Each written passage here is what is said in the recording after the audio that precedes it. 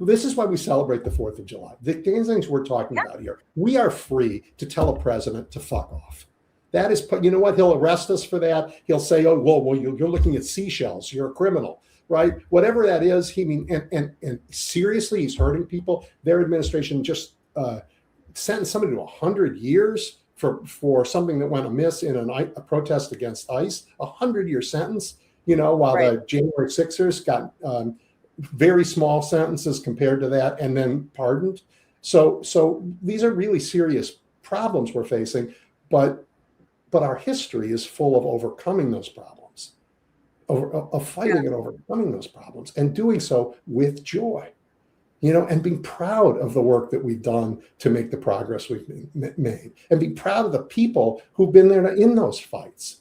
And we should not ever forget them. And there are lots in our history, in labor, in civil rights, in women's rights, in gay rights, but also in building a fairer economy, which we need to redo because this court and many years of bad policy have moved in the wrong direction. We need to redo it, but we have to trust each other a little bit and go to work and not let these guys tell us to hate each other. Yeah. Well, let's end on this note that you wrote about last week on what we actually should celebrate on July 4th. And to your point, it took us 250 years to have a president this bad. Donald Trump really was the kind of president that our founders warned against. But, we cannot allow him to erase the history of civil rights with everything that we have fought for and everything that we will continue to fight for. Yeah, I mean, I wrote this piece. I thought a lot about it.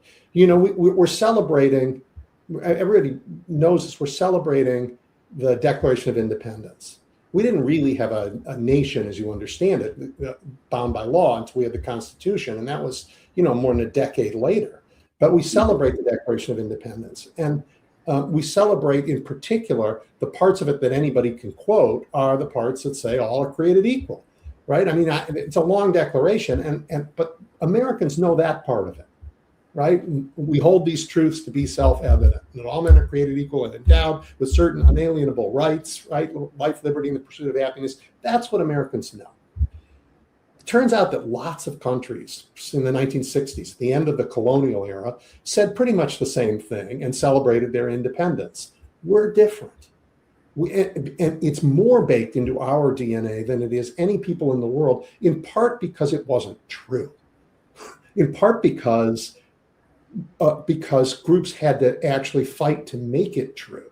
And I started this piece with the Battle of Blair Mountain, where labor organizers and the United Mine Workers tried to free a county jail guard, a sheriff who was on their side, and so the town arrested him. And they marched over this mountain, and the president called out the U.S. Army to take him to go after him. And it was the biggest domestic battle we've ever had, well, outside of the Civil War. I mean, but and they went after the first time the Air Force was ever used against Americans. And they lost, but it set in place, a light that they followed. And you think about the suffrage movement and what people went through for 100 years to try and get women the right to vote.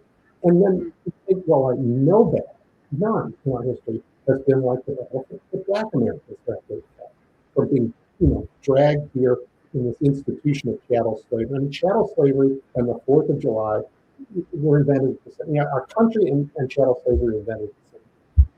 And the founders, Susan, they knew they could not both survive. They said so at the time, right? We had the Civil War was the choosing moment, but then we didn't get equality. We fought another 100 years in order to get the Voting Rights Act we found out. So you can't put the genie back in the pot, because the fight for equality made us believe the promise that we, it was a fight. It's the fact that it took this long and became such a part of our DNA that we are a people of that promise. We are people that tries to live up to that promise. And it's been one group after the next, the longest one being the fight for freedom in the African American community. I mean, I want to say a bit about Native Americans, which I didn't write about. They actually have a different path, but they were treated as a separate nation, a hostile nation. It's all that their path towards full participation in American society is actually more recent because there was a separation in most history. They were treated abominably. Oh my God!